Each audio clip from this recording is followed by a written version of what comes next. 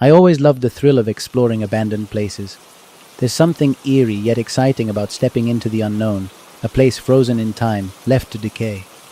But not every adventure goes as planned, and sometimes you find things that should have stayed hidden.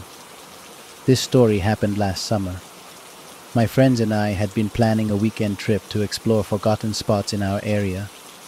We weren't professionals, just thrill seekers armed with flashlights, cameras, and a knack for getting into places we shouldn't. It was all fun and games until we stumbled upon the amusement park. We didn't even know it existed. The map showed nothing but forest for miles. Yet, as we hiked deeper into the woods, we saw the towering silhouette of a Ferris wheel peeking through the trees. It was like something out of a dream or a nightmare. "Do you guys see that?" my friend Jake whispered, breaking the silence. We stopped in our tracks, staring at the rusty skeletal structure. The paint had long since peeled away, leaving the metal a dull reddish brown. Vines snaked their way up the frame, as if nature itself was trying to reclaim it. But the strangest part, it was dead silent. Not even the birds chirped. Something about the place felt wrong, but we were too curious to turn back. As we approached the gates, the eerie feeling only grew stronger. The entrance was wide open, the once bright sign above now just a skeleton of rusted metal. Faint letters spelled out Dreamland Park, but most of it had fallen off, leaving the name fractured and unreadable. Jake was the first to step inside, his flashlight cutting through the dense, stale air. "Looks like no one's been here for decades," he muttered, kicking an old soda can that clinked loudly against the cracked pavement. I followed close behind, my camera in hand. The first thing that struck me was the smell. A mix of damp earth, mildew, and something metallic, like blood. It was faint but unmistakable, lingering in the air like a warning. The main path led to a cluster of attractions. There was a carousel, its once colorful horses now faded and chipped, their hollow eyes staring blankly into the void. To the left, a row of game booths stood in various states of decay, their prizes, stuffed animals, plastic toys, still hanging by threads, rotted and discolored. Then we saw the Ferris wheel up close. It towered over everything else, its skeletal frame swaying slightly in the breeze. That's when I noticed something odd. One of the gondolas was moving. I froze, my breath caught in my throat. "Did you see that?" I whispered to the group. "See what?" Jake asked, but his voice lacked its usual confidence. I pointed to the Ferris wheel, but by then the gondola was still. Maybe it was the wind, I thought. Or at least that's what I told myself. We decided to keep moving. The deeper we went, the more unsettling the park became. The silence was deafening. No rustling leaves, no distant animals, just our footsteps crunching against broken glass and debris. "Check this out," Sarah, the most cautious of us, called out.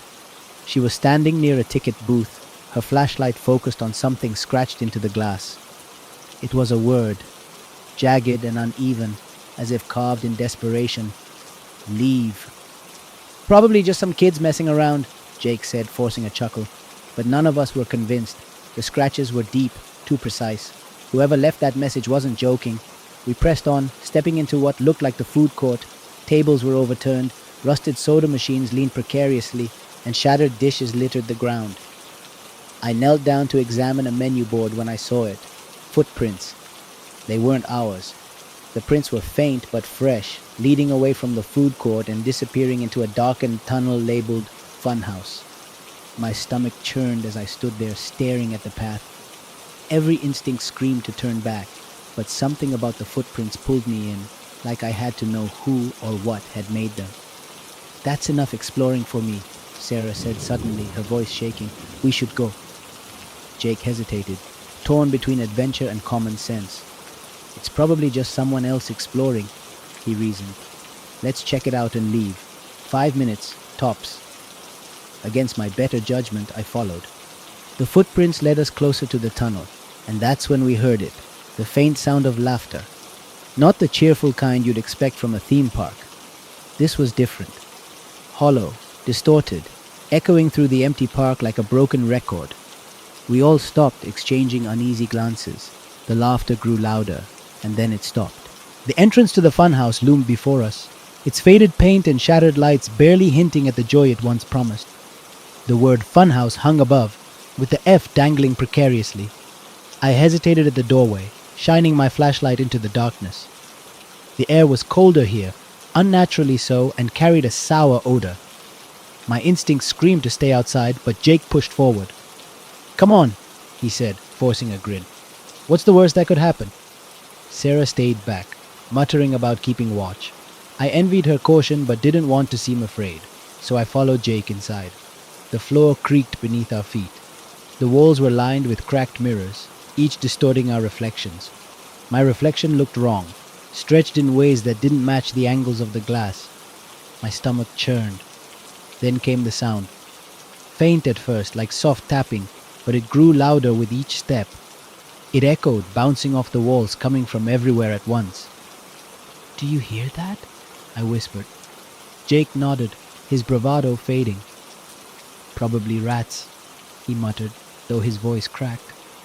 The tapping turned into footsteps, slow, deliberate, too heavy to belong to an animal. They came from deeper inside, past the mirrors. Jake's face turned pale. "We should head back," he said. Before I could answer, the lights flickered. For a split second, the funhouse was bathed in sickly yellow light, and I saw it, a figure standing at the end of the corridor. It didn't move, but his head was tilted at an unnatural angle, as if it was watching us. And then the lights went out. For a moment, the darkness was absolute. I couldn't even see Jake, though I could hear his panicked breathing just a few steps away.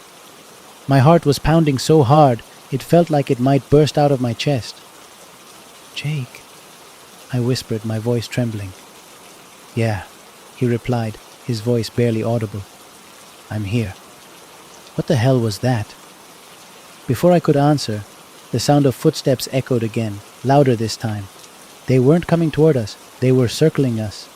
My flashlight flickered as I turned it on, its weak beam barely cutting through the oppressive blackness. When the light steadied, it revealed the mirrors again, but something was wrong. Our reflections weren't moving. Jake and I were frozen in place, but in the mirrors, our distorted doppelgangers stared back at us grinning. "Jake!" I managed to choke out, pointing at the mirrors. "I see it," he muttered, his voice shaky. "This isn't real, it's just some kind of trick, right? It's got to be." But deep down I knew it wasn't a trick. The grinning reflections moved on their own, their heads tilting in perfect unison, mirroring the figure we'd seen earlier. And then one of them stepped out of the mirror. It didn't make a sound as it moved, its twisted body jerking unnaturally with each step. My flashlight flickered again, and for a moment I thought it would go out completely. The figure stopped a few feet from us, its face an impossibly stretched version of mine.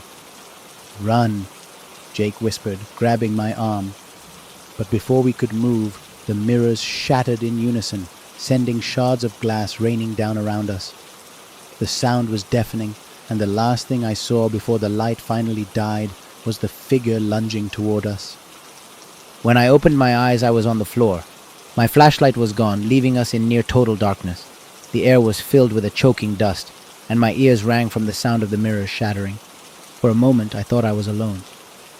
"Jake!" I called out, my voice barely above a whisper. "I'm here," he groaned from somewhere to my left. "Are you okay?" I nodded, then realized he couldn't see me. "Yeah, I think so. What was that thing?" Jake didn't answer. Instead, I heard him scrambling to his feet. I reached out blindly, my hands brushing against shards of broken glass. Then, out of the silence, came the laughter again. It was closer this time. No longer distorted.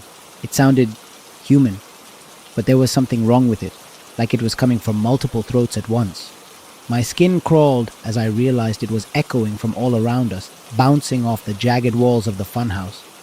"We need to get out of here," Jake said, his voice shaking. "Now!" We stumbled forward, guided only by the faint glow of an emergency exit sign flickering in the distance. Every step felt like a lifetime, the floor groaning beneath our weight. The laughter followed us, growing louder, more frantic. Then we saw it, a mural painted on the wall just before the exit. It was faded and cracked, but the image was unmistakable.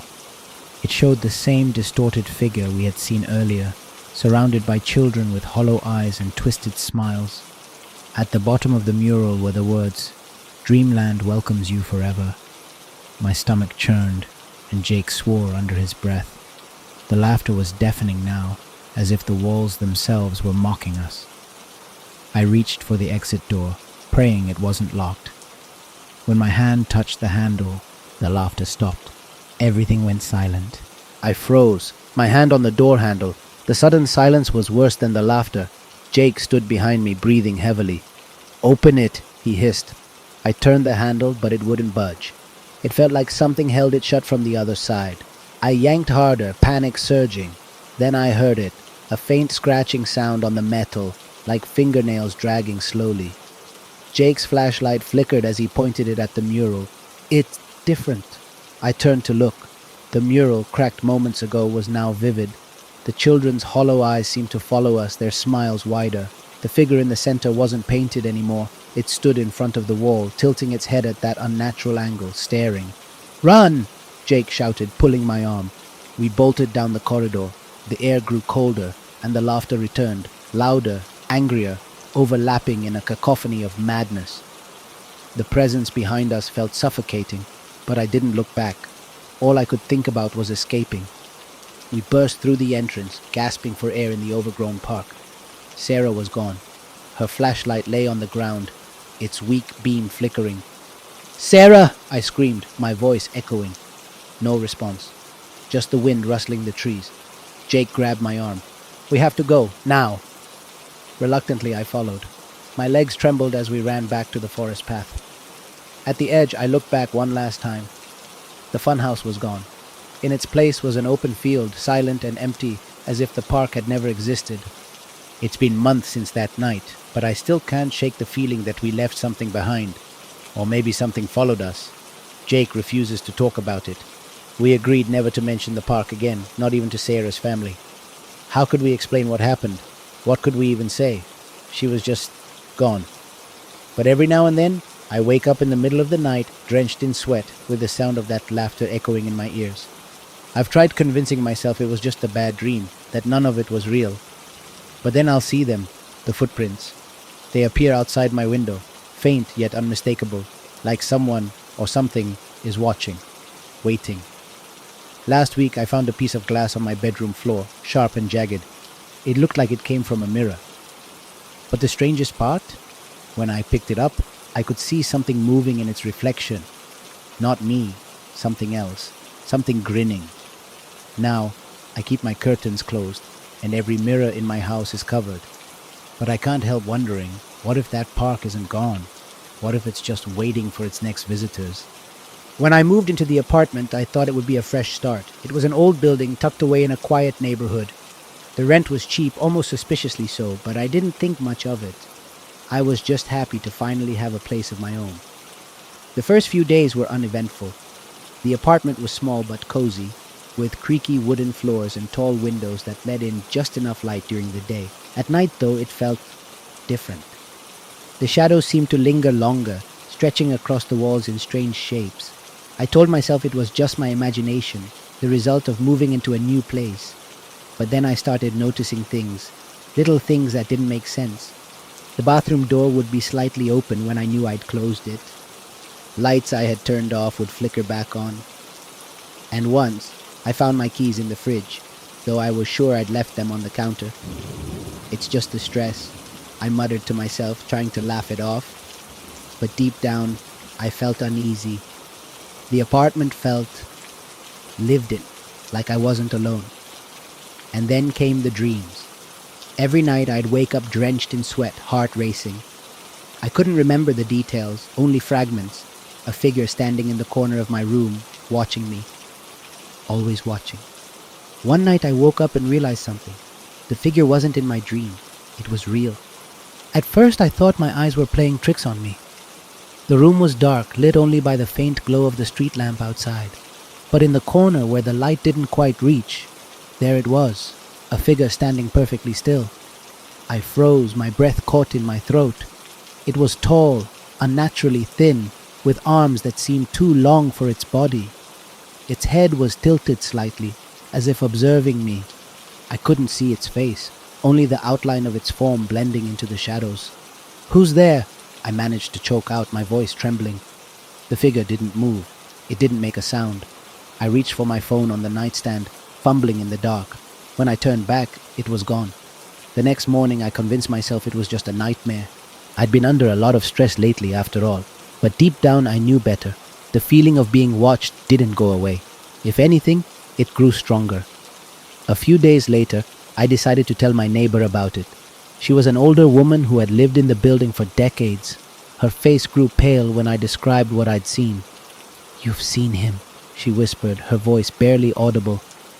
"Seen who?" I asked, my stomach tightening. "The man in the shadows," she said, crossing herself. "He's been here as long as I can remember. Some say he's just a story, a warning to keep the kids from wandering into the basement. But others..." Her voice trailed off and she looked away. "Others what?" I pressed. She hesitated before answering. "Others say he only appears to those he's chosen." Chosen for what? I didn't want to know. That night, I couldn't sleep. Every creak of the floorboards, every gust of wind outside felt amplified, like the apartment itself was alive. I left the lights on, hoping it would keep the shadows at bay, but it didn't help. Around 3 a.m., I heard it, a faint scratching sound coming from the other side of my bedroom wall. It was slow, deliberate, like fingernails dragging across wood.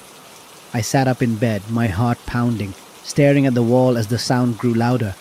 I told myself it was nothing, maybe a rat or some old pipes. But then I heard it again, closer this time. It wasn't coming from the wall anymore. It was coming from inside the room. I turned my head slowly toward the corner where I'd seen the figure before. It was there again, standing perfectly still, its head tilted at that unnatural angle. My breath caught as I realized something I hadn't noticed before. Its shadow wasn't cast by the light. It existed independently, darker and deeper than anything else in the room. "Why are you here?" I whispered, my voice trembling. For the first time, it moved. Its head snapped upright, and its long, spindly arm raised to point at the door. I didn't wait to see what would happen next. I grabbed my phone and bolted out of the apartment, not stopping until I was outside in the freezing night air. I stood there, shaking, trying to catch my breath. When I finally looked back at my window, I saw it, his face, pressed against the glass, grinning. The next morning, I couldn't shake the image of his face in the window. It wasn't human, not entirely. The grin was too wide, the teeth too sharp, and the eyes, they were just empty voids. I knew I couldn't stay in the apartment, not until I figured out what was going on. I went back to my neighbor, hoping she could tell me more about the man in the shadows. She seemed reluctant to talk, but finally gave in when I pressed her. "They say he's part of this building," she said quietly, glancing over her shoulder as if afraid he might hear. "The original owner built it in the 1920s. He was a recluse, never left the property. Some say he dabbled in dark things, rituals, sacrifices. When he disappeared, no one asked questions. But people who've lived here long enough, they've seen him." I stared at her, chills running down my spine. "What does he want?" "No one knows," she replied. "But if you've seen him, it's already too late. He doesn't just haunt this building. He marks people. He'll follow you." Her words sent a wave of cold dread through me. I left her apartment, determined to find answers. I spent the rest of the day researching the building's history at the local library. What I found made my blood run cold. The owner's name was Edward Thorne. He disappeared in 1928 under mysterious circumstances, leaving behind a series of journals. One of them had been archived by the city and was filled with strange drawings and symbols. In every sketch there was the same figure, tall, thin, and grinning from the shadows. Scrawled across the last page were the words, "He is the shadow, he is always watching." I didn't go back to the apartment that night. Instead, I stayed at a cheap motel. The journal pages burned into my mind. I barely slept, every noise outside my room making me jump. But no matter how far I tried to run from it, I knew I couldn't escape him. The next evening, against every instinct, I returned to the apartment. I had to face him, to end this somehow. Armed with a flashlight and a desperate plan, I stepped inside. The air was colder than ever, the silence oppressive. Edward Thorne, I called out, my voice echoing off the walls. If you're here, I know what you did. I know who you are. For a moment, nothing happened. Then from the shadows, his voice came, a deep, guttural whisper that sent chills down my spine. You don't belong here. The lights flickered, and there he was, standing in the corner, his grin wider than ever, his long arms stretched out, the shadow of his figure growing larger and larger until it filled the room. What do you want from me? I shouted, backing away. He didn't answer. Instead, he stepped forward, his movements jerky and unnatural. The air grew heavy, suffocating, and I fell to my knees, gasping for breath. That's when I saw it, the symbol from the journal, carved faintly into the wooden floor beneath me.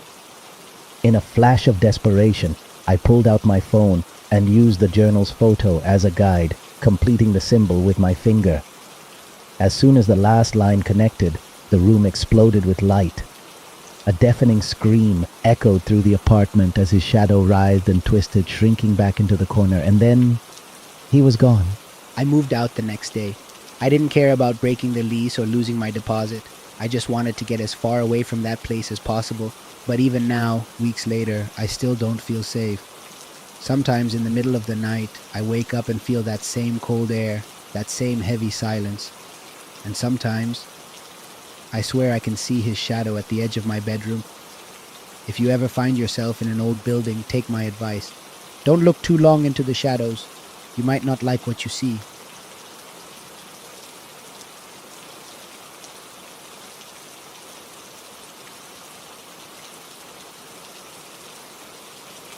It all started with a strange notification.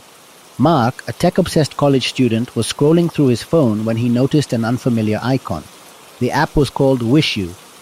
At first he thought it was just spam, but something compelled him to open it. When he launched the app, the screen displayed a simple message. Make a wish. Anything you desire, no limits. But remember, every wish comes with a cost. Mark thought it was a joke and sarcastically typed, I wish my math homework that's killing me would disappear. Moments later, he received an email from his professor saying class had been cancelled due to an emergency. Confused, Mark dismissed it as a coincidence, but curiosity got the better of him. That night, he opened the app again. He started making smaller wishes, finding money, winning a match in his favorite game, or even having the rain stop. Each wish came true with eerie precision. However, strange anomalies began to occur. One of his favorite plants suddenly withered, his headphones stopped working for no reason, and his dreams were filled with bizarre images and dark figures that seemed to watch him. One day, driven by ambition, Mark made a bigger wish, to pass an important exam without studying. The next day, the results showed a perfect score.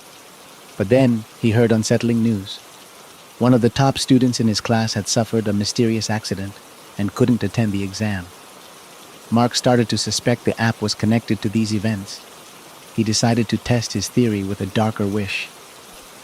I want Sarah, my ex, to talk to me again. Hours later, he received a message from her, but her text was strange. I can't stop thinking about you, but it feels like something is forcing me. It was as if she were trapped by an inexplicable force. Mark tried deleting the app, but every time he restarted his phone, Wish You reappeared. He felt watched. Shadows in his room seemed to move, and whispering voices filled the silence. In a desperate attempt, he wished for everything to go back to normal, but nothing happened. Instead, the app displayed a new message for the first time. You broke the rules. Prepare to pay the price. That night, Mark vanished. His phone was found on his bed, open to the app. The screen flickered with a final message. Next user welcome, make your wish.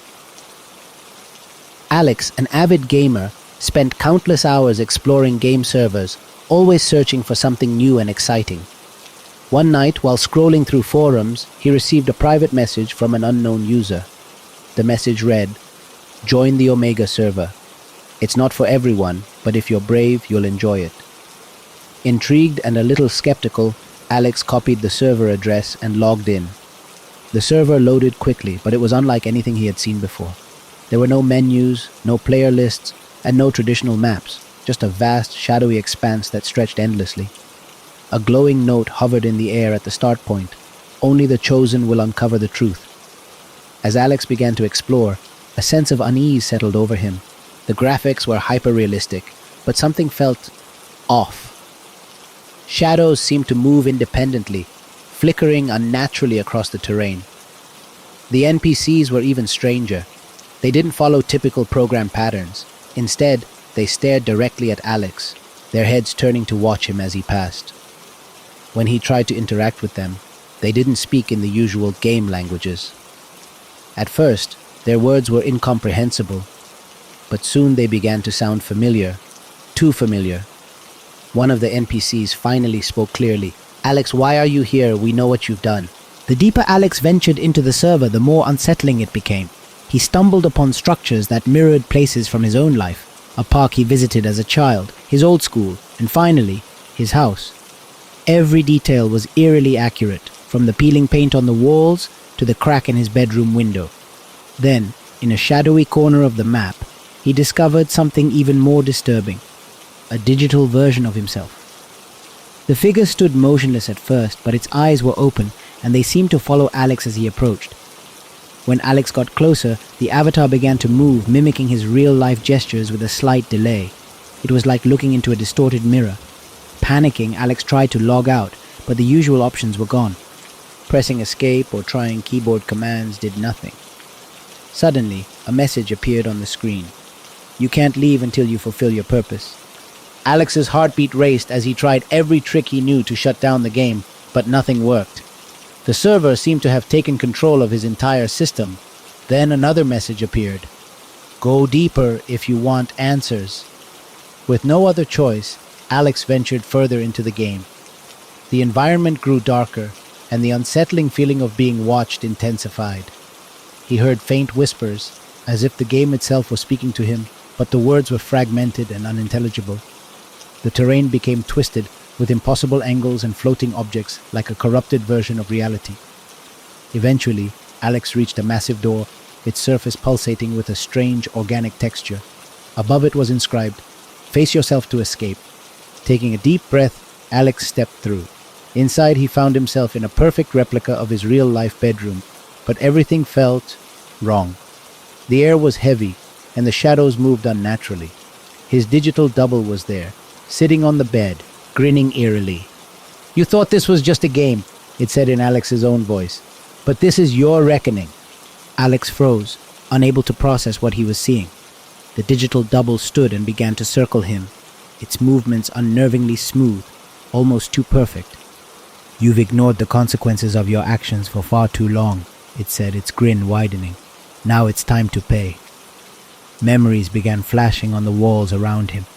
Moments from his life that he thought were buried, arguments with friends, lies he had told, and mistakes he had made. The digital double pointed at the images. "You thought no one was watching, didn't you? But we see everything." Panicked, Alex shouted, "What do you want from me?" The double's smile vanished. "We want you to understand. Every choice you make leaves a mark, and now you're trapped by your own shadow." Suddenly the game glitched, and Alex found himself back at the server's starting point. Only this time there was no way forward, just a black void stretching endlessly. His reflection appeared on the screen, staring back at him with hollow eyes. A final message popped up. "Welcome to the Omega server. You're part of the system now." Alex's computer shut down abruptly. When he tried to restart it, the screen only displayed the server's name, Omega. His keyboard and mouse were unresponsive. From that day forward, Alex was never seen again.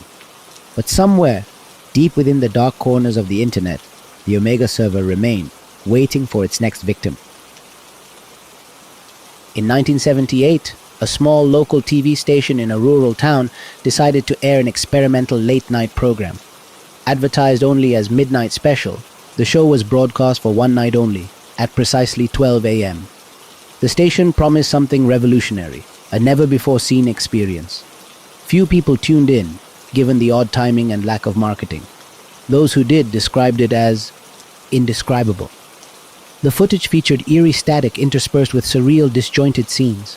A flickering light bulb, a woman standing motionless in a field, and muffled whispers that seemed to speak directly to the viewers. Some claimed they could hear their names being spoken, though the audio was garbled. The next morning, the town was abuzz with rumors. A local farmer was found wandering miles from his home, unable to remember how he got there. A teenager who had been watching the broadcast alone was found catatonic in his living room. By the end of the week, 3 people had gone missing without a trace. The station denied airing anything unusual, and the tape was reportedly destroyed. Years passed, and the strange broadcast faded into urban legend. That is, until now. Decades later, in 2023, Emily Carter, a young journalist known for her investigative stories on urban legends, stumbled upon a peculiar thread on an old online forum. It was titled, "The Midnight Broadcast, Lost Tape Found." The post claimed that a VHS copy of the infamous 1978 broadcast had surfaced at a flea market in a nearby city. Emily's curiosity was piqued. She had grown up hearing whispers of the broadcast, but like most, she dismissed it as a fabricated tale.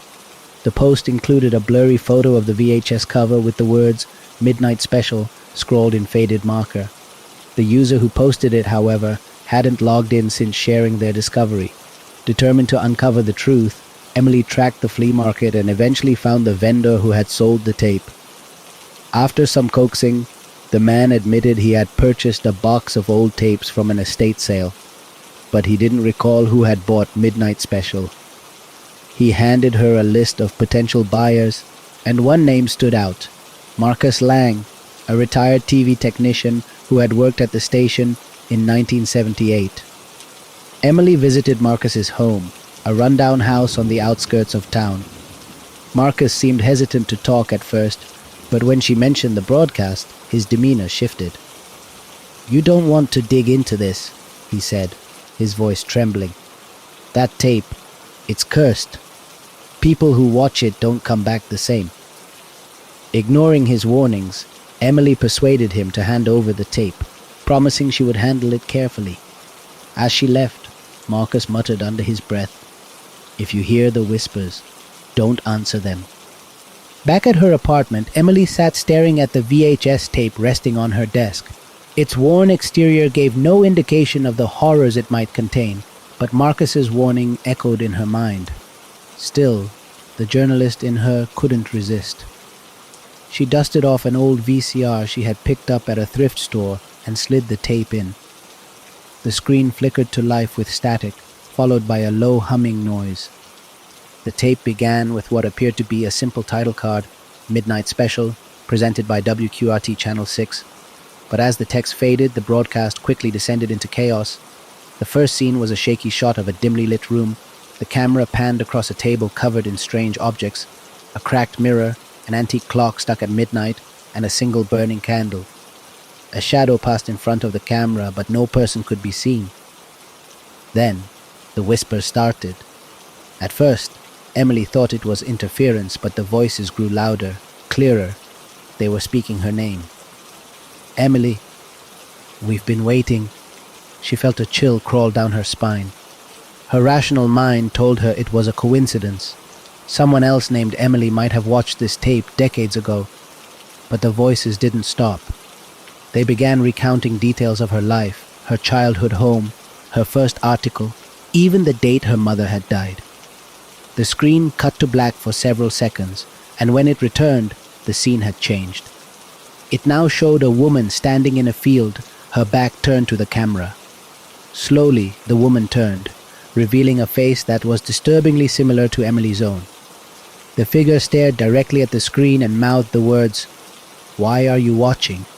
Emily jolted back, hitting the stop button on the VCR. The screen went dark, but the whispers didn't stop. They seemed to echo in her apartment, growing louder and more frantic. She looked around, heart pounding, but she was alone. Or so she thought. Emily sat frozen, her mind racing. The whispers didn't fade. They seemed to come from everywhere and nowhere at once. She unplugged the TV, hoping to silence them, but the voices continued, weaving through her thoughts like a relentless storm. "Emily, why did you stop? You need to finish!" The whispers cooed, their tones shifting between menacing and pleading. Her phone buzzed on the desk, jolting her out of her paralysis. It was an unknown number. Against her better judgment, she answered. "Emily," a distorted voice said on the other end, matching the whispers perfectly. "You've started something you can't undo. Play the tape." The call disconnected. She considered destroying the tape, burning it, smashing it, but a gnawing curiosity kept her from acting. What was on the rest of the broadcast? What secrets did it hold? As a journalist, she felt compelled to uncover the truth, even if it terrified her. Emily decided to play the tape again, but this time, she set up her camera to record it. She pressed play and the screen flickered back to life. The scene in the field reappeared, but now, the figure that looked like her was closer, staring directly into the camera. "You shouldn't be here," the figure said, its voice distorted. The screen glitched and the broadcast shifted to a new scene, a dark corridor lit by a faint red glow. Heavy breathing echoed, accompanied by faint footsteps. Emily's heart pounded as the camera moved down the corridor. The whispers returned, louder this time. "She's watching, she's here, she'll never leave." Suddenly the screen cut to static, and the tape ejected itself from the VCR. The whispers stopped. Her camera, which had been recording, turned off. The memory card inside was empty. Emily stared at the tape in disbelief. Whatever was on it wasn't just a broadcast, it was alive. Emily couldn't sleep that night. The whispers were gone, but the oppressive silence felt worse. Every creak of the floorboards, every shadow cast by the moonlight, seemed alive. The tape sat on her desk, taunting her with its presence. She knew she couldn't leave it there, but she couldn't bring herself to destroy it either. The next morning, she decided to dig deeper into the origins of the broadcast. She went back to Marcus Lang's house, determined to get more answers. When she arrived, the door was slightly ajar. She stepped inside, calling out his name, but there was no response. The house was in disarray, papers scattered everywhere. On the wall of his living room was a bulletin board covered in newspaper clippings, photographs, and notes. At the center of it all was a grainy black and white still from the broadcast, a shot of the woman in the field. Scribbled underneath in red ink were the words, "She's the key." As Emily examined the board, she heard a faint creak from upstairs. Against her better judgment, she climbed the staircase, her heart pounding with each step. She found Marcus in his bedroom, sitting in a chair facing the window. His body was limp, and his eyes stared blankly ahead. In his hand was a small portable TV, still playing the tape on a loop. On the screen, the figure in the field was now standing right in front of the camera, its face inches from the lens. It whispered, "Why didn't you listen?" The TV flickered, and the screen went dark. Emily backed away, horrified, and called the authorities. When they arrived, the TV and the tape were gone, as if they had never existed. Marcus's death was ruled a heart attack, but Emily knew better. She could still feel the weight of the broadcast's curse, and it was only growing stronger. Shaken but determined, Emily returned home with Marcus's cryptic notes. Among the scattered pages, she found references to the original creators of the broadcast, 3 individuals associated with WQRT Channel 6. 2 had mysteriously disappeared within months of the show airing, while the third, Eleanor Graves, had been institutionalized shortly after. Eleanor's address was listed in the files, leading Emily to a dilapidated psychiatric hospital on the outskirts of town. The building looked abandoned, its windows shattered and walls covered in graffiti. Inside, the air was thick with decay, and the faint hum of flickering lights echoed down the hallways. Emily found Eleanor in a small room at the end of a corridor. She was frail, her hair white, though her eyes burned with intensity. Eleanor looked up as Emily entered, a knowing smile spreading across her face. "You watched it, didn't you?" she rasped. Emily nodded, holding back the wave of fear creeping over her. "What is it? What did you create?" she asked. Eleanor chuckled darkly. "We didn't create it. We found it. The broadcast. It wasn't ours. We were just the messengers." "What does that mean?" Emily pressed. Eleanor leaned forward, her voice dropping to a whisper. "It's a doorway. It lets them in. Every viewer opens the gate a little wider." Emily's stomach dropped. "Who are they?" Eleanor's smile faded. "You'll find out soon enough. They've already marked you." Before Emily could ask more, Eleanor began to convulse violently. Nurses rushed in, but it was too late. Eleanor let out a final strangled breath, her eyes fixed on Emily as she whispered one last word. "Run." Emily left the hospital, Eleanor's words haunting her. "It's a doorway." Desperate for answers, she pored over Marcus's notes. finding references to the origin point, the location of the original broadcast. The old WQRT Channel 6 station, long abandoned, was her next destination. She arrived at the decrepit building late that night. Inside, the air felt heavy, as if the walls were holding secrets. The control room was eerily intact with an old TV in the center. As Emily approached, the screen flickered to life, showing static. Her reflection appeared on the screen, but it didn't mimic her movements. Instead, it smiled, a grin that didn't belong to her.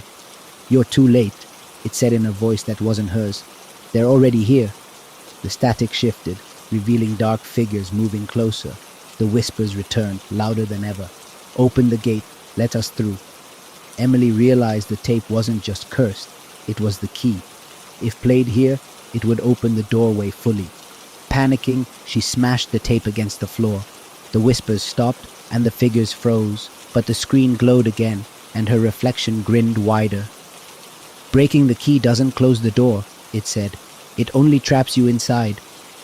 The room plunged into darkness as Emily's scream echoed. When Emily opened her eyes, she was no longer in the control room.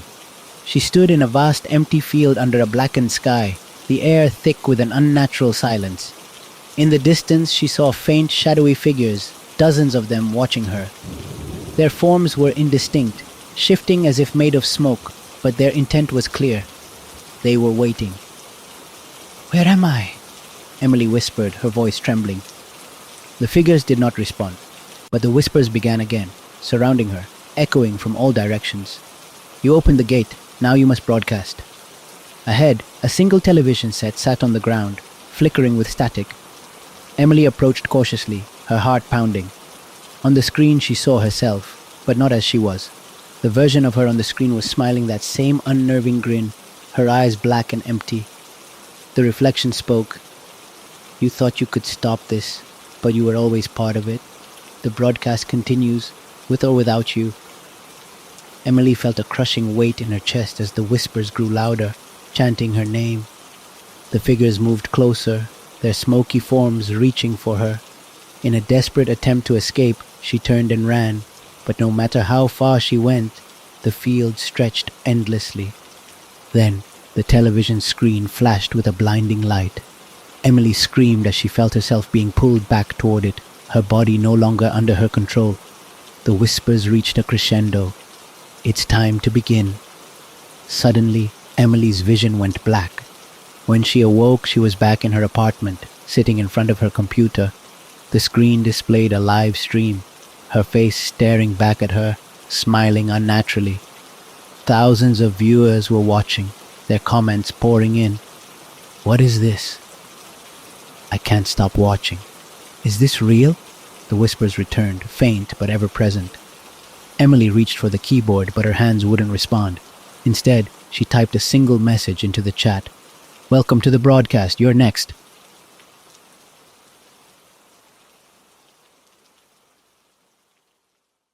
Darkness has a way of creeping into the quiet corners of our lives, whispering secrets of the unknown. Tonight we invite you to dive into the chilling world of terror as we unveil 3 haunting stories that will send shivers down your spine. From shadows that linger where they shouldn't, to eerie encounters that defy explanation, these tales will keep you on the edge of your seat. Turn off the lights, brace yourself, and let's explore the mysteries that hide in the dark. Welcome to Creepy Stories. In a quiet town surrounded by dense forests, there was a little antique shop owned by an elderly woman named Margaret. Her store was filled with old clocks, vintage books, and porcelain dolls. Among these treasures, one particular doll always stood out. It was placed inside a glass case away from the others. The doll had lifelike green eyes, golden curls, and a delicate dress made of lace. But what made it most unsettling was its faint smile, which seemed to change depending on the angle you looked at it. Margaret never spoke of the doll to her customers. She never put a price tag on it, nor did she let anyone hold it. Curious visitors often asked about it, but her response was always the same: "It's not for sale."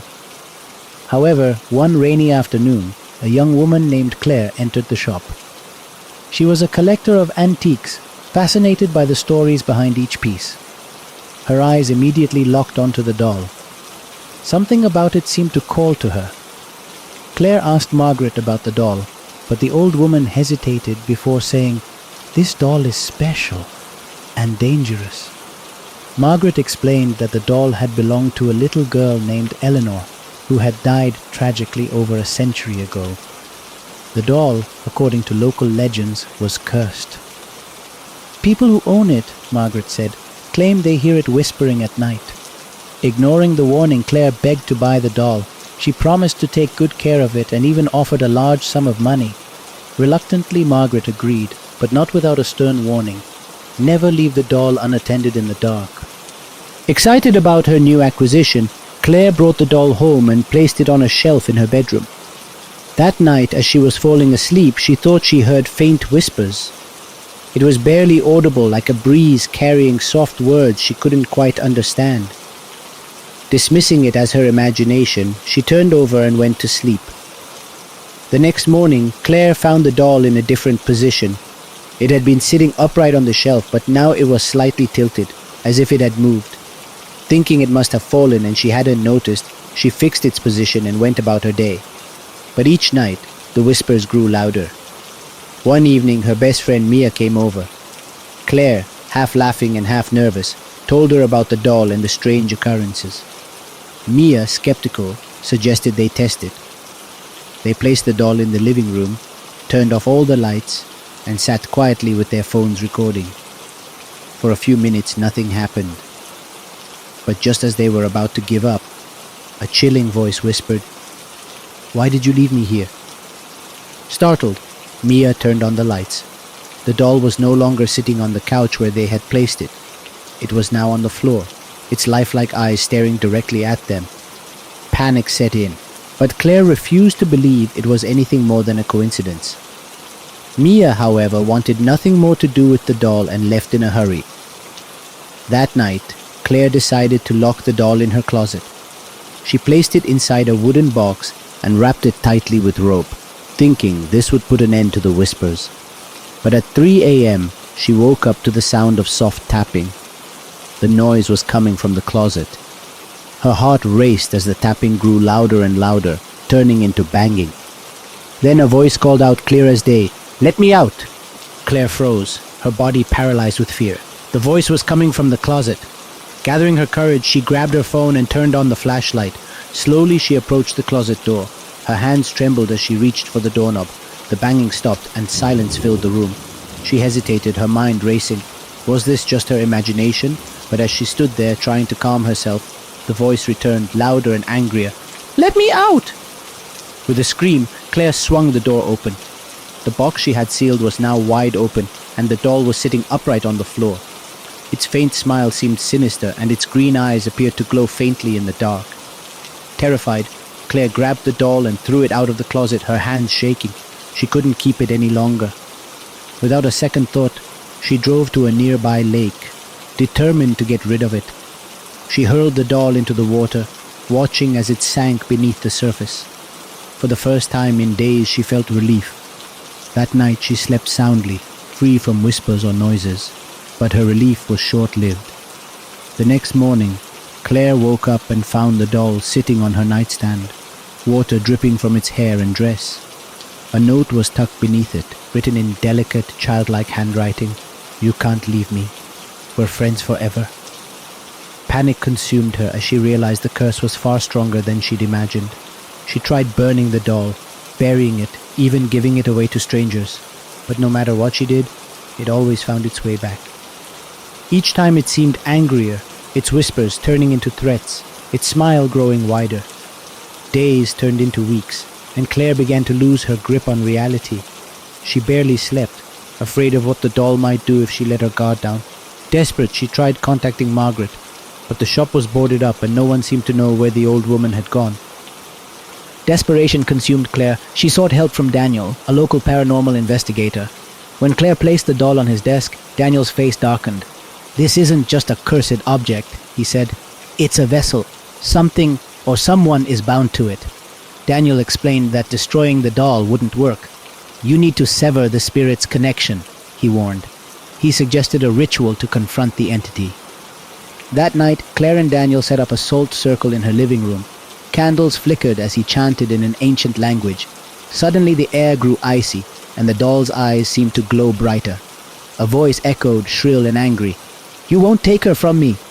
The doll's head turned toward Claire, and a ghostly figure appeared, a young girl with hollow eyes. It was Eleanor. "I just wanted a friend," the spirit wailed. Her voice was sorrowful but laced with anger. Claire, shaking, spoke softly. "You're hurting people, Eleanor. It's time to let go." Eleanor's face twisted in rage.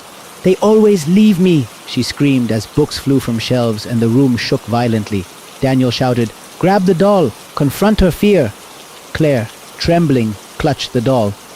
"Eleanor," she said firmly, "I won't leave you, but you must move on." The chaos stopped. Eleanor's ghost softened, tears streaming down her face. "Thank you," she whispered before dissolving into light. The doll went limp in Claire's hands. The nightmare seemed over. Claire buried the doll deep in the forest, hoping to bring peace to Eleanor and herself.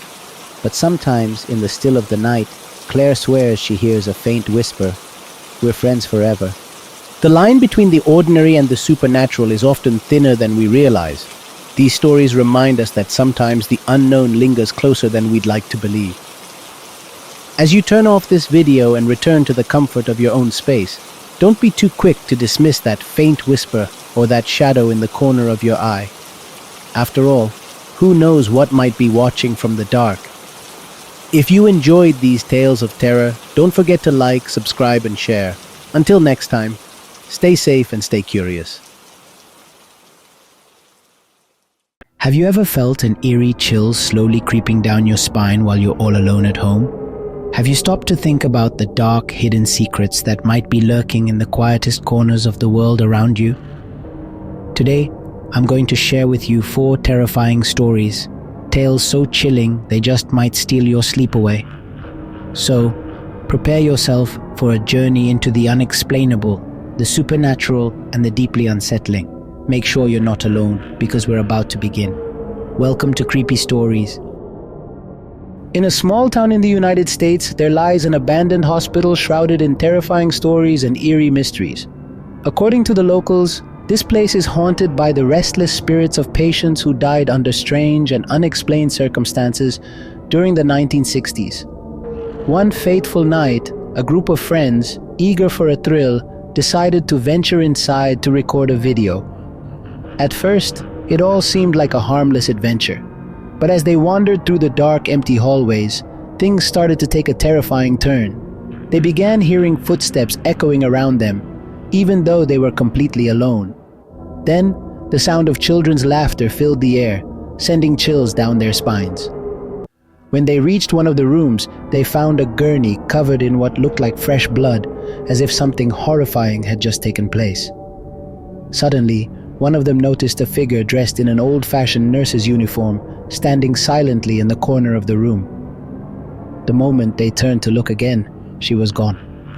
Panic set in, and they tried to flee, but just as they approached the exit, the lights began flickering wildly, and an ear-piercing scream echoed through the hospital, freezing them in fear. They finally managed to escape, but their nightmare wasn't over.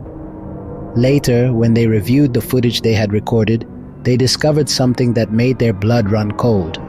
A shadowy figure had been following them throughout their exploration, always just out of sight. To this day, the hospital remains abandoned, but those brave or foolish enough to enter claim that something otherworldly still lingers within. The question is, would you dare to step inside? In a small town in Japan, there is a chilling legend about the Well of Souls. They say that anyone who looks into its depths is cursed to hear the voices of the dead, pleading desperately for help. Most people avoid the place entirely, but Akiko, a young woman who didn't believe in superstitions, decided to confront the legend herself. Along with her friends, she arrived at the well as night fell. At first, everything seemed peaceful, even when Akiko leaned over and peered inside. But as she stepped away, she began to hear faint, inexplicable whispers in her ear. That night, she dreamed of pale, disfigured figures crawling out of the well, their hands reaching for her, trying to drag her in. The following day, her friends noticed that Akiko was speaking to herself, answering something that no one else could see or hear. With each passing day, her behavior became more and more bizarre. Then, one fateful evening, they found her sitting motionless at the edge of the well, her eyes completely black. Over and over, she repeated the same haunting words. "Help them. They're trapped." After that night, Akiko vanished without a trace, leaving behind nothing but fear and unanswered questions. To this day, the Well of Souls remains a place that few dare to approach. The question is, would you have the courage to go near it? In 1985, Laura moved into an old apartment in Mexico, completely unaware of the dark secret that lay hidden within its walls. Among the few items left behind by the previous tenant, she found a porcelain doll with a crooked smile. At first, she didn't think much of it and decided to store it away in a closet. But soon, strange things began to happen. Late at night, she would hear muffled laughter and the sound of footsteps echoing down the hallway. One early morning, she was startled awake by loud banging coming from the closet. When she opened it, she found the doll sitting upright, its head tilted to one side, as if it was staring directly at her. Determined to put an end to the unsettling events, she threw the doll in the trash the very next morning. But the nightmare wasn't over. The following day, she found it sitting on her dining table with a note that read, "Why did you leave me alone?" Terrified, Laura packed her belongings and moved out immediately, leaving the doll behind. But what's truly disturbing is that, to this day, the new tenants claim they still hear laughter and strange noises during the night. What would you do if you found a doll like this in your home? On a desolate highway in Argentina, infamous for its mysterious past, drivers share chilling stories about a woman dressed in white. She's often seen standing by the side of the road, her gaze distant, silently asking for a ride. Those who stop to help her find themselves facing something they'll never forget. Eduardo, a man who frequently traveled that route in the early hours, once shared a terrifying experience. One night, while driving alone, he saw the woman. He hesitated, but ultimately decided to stop. She got into the car without a word, and though he tried speaking to her, she didn't respond. She simply pointed ahead as if guiding him forward. As they drove, the air inside the car grew icy cold, unnaturally so. Eduardo began to notice something strange. Under the vehicle's lights, the woman cast no shadow. Feeling increasingly uneasy, he tried speaking to her again. That's when she slowly turned her head to face him, her eyes entirely black, sending an indescribable chill through his body. Startled, Eduardo slammed on the brakes and turned around to ask her to leave the car, but she was already gone. The back seat was completely empty. When Eduardo finally reached his destination, he recounted the ordeal to locals, who revealed he wasn't the first to encounter her. Many others had seen the same woman, and some had met far worse fates. They said she was the restless spirit of someone who had died on that road years ago, still searching for help that never arrived. Some claim that if you don't stop for her, she follows you all the way to your destination. Others believe that those who do stop may not always survive the encounter. The highway of silence remains a place most drivers avoid, especially at night. Would you dare to drive down that road knowing something might be waiting for you in the darkness? We've reached the end of this journey through some of the most unsettling horror stories ever told. From abandoned hospitals to cursed highways, each tale serves as a haunting reminder that there are mysteries lurking in the shadows of our reality, beyond all logic and explanation. But what makes these stories truly terrifying is that they're not just tales. Many of them are born from first-hand accounts, from people who swear they've lived through these experiences. And while we might try to rationalize them, that lingering question always remains: what if they really happened? The world is filled with places that challenge what we think we know, forgotten corners brimming with energy, where the supernatural seems to come to life. Perhaps these stories aren't as fictional as we'd like to believe. Maybe at this very moment, something similar is happening near you, just out of sight. So the next time you feel an unexpected chill or hear a strange noise in the dark, remember this: some things simply can't be explained, And sometimes, it's better not to seek answers. Thank you for joining me on this journey into the unknown. If you're craving more stories to keep you up at night, make sure to stay tuned for upcoming videos. Until then, keep the lights on. And whatever you do, don't stay alone in the dark. The clock struck midnight when I heard the faint sound of footsteps behind me. In the silent, dark forest, there was no one. Or at least that's what I believed. Could it be my imagination playing tricks? Or was something far more sinister lurking in the shadows? This is only the beginning of a chilling story you'll never forget. Welcome to Creepy Stories, where fear comes to life.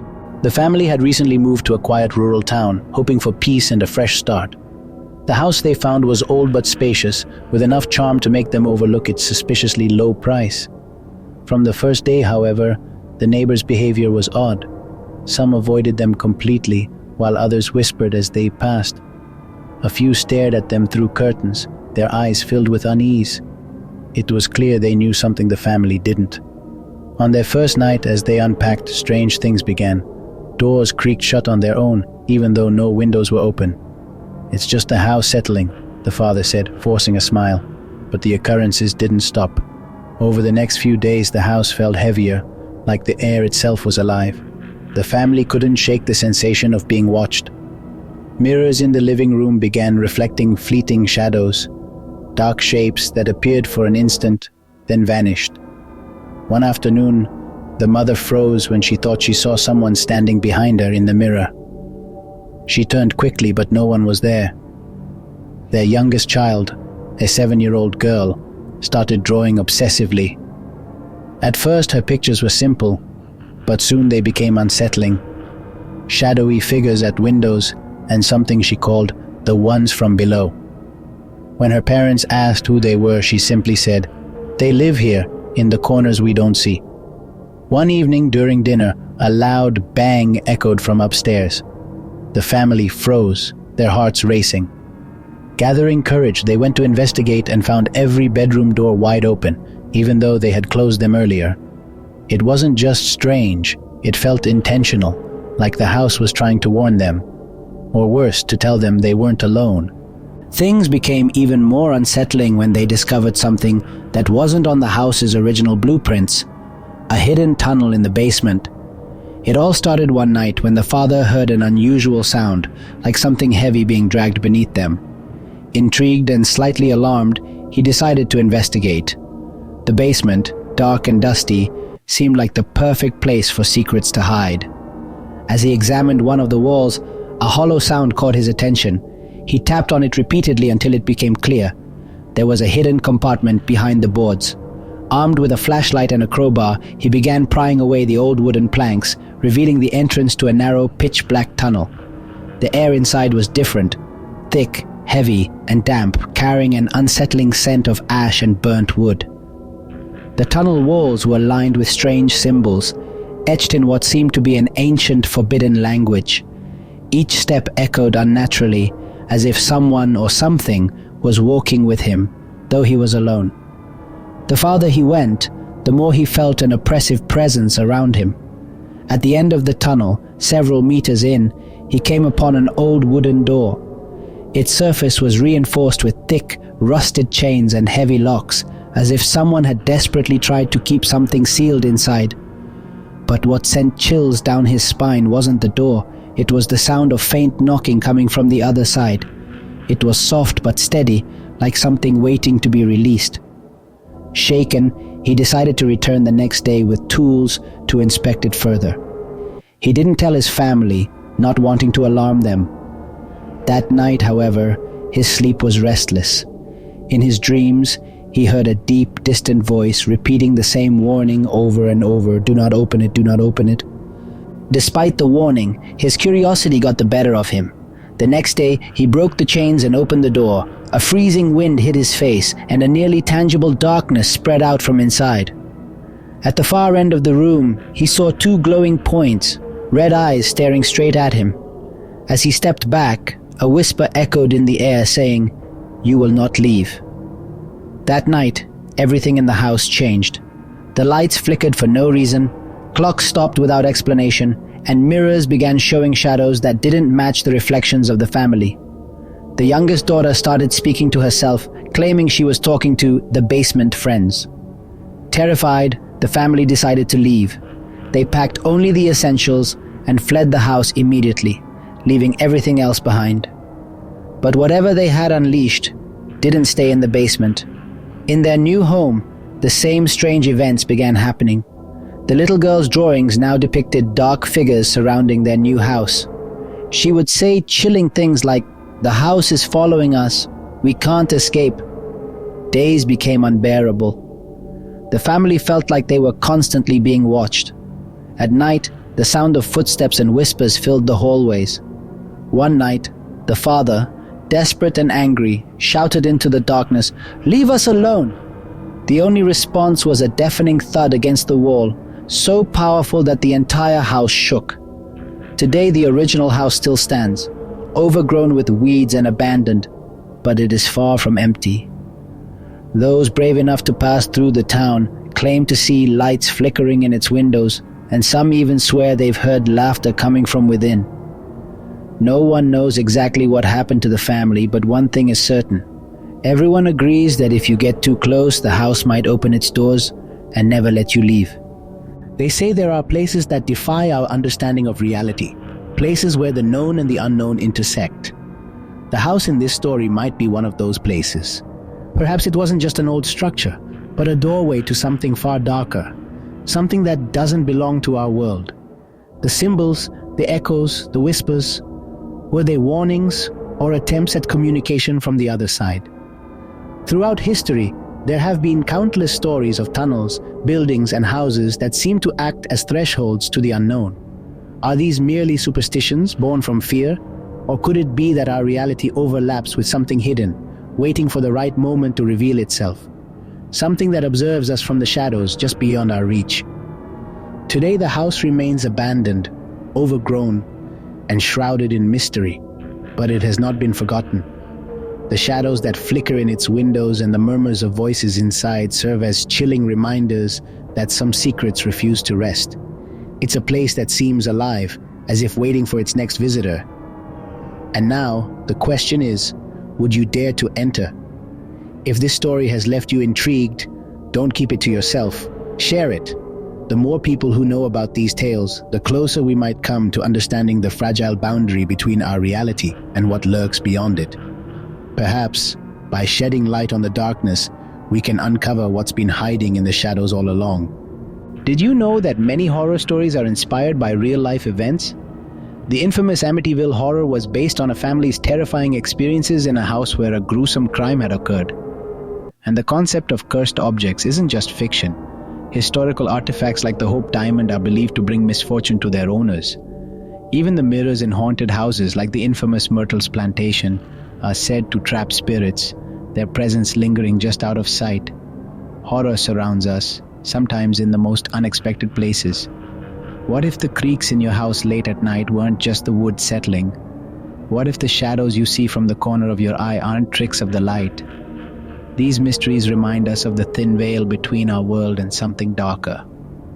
If you enjoyed this story and want to explore more terrifying mysteries, make sure to subscribe to CreepyStories. Hit the like button, leave a comment, and share this video with someone who loves the thrill of the unknown. Together we'll uncover the most chilling tales and push the boundaries of reality, if you dare.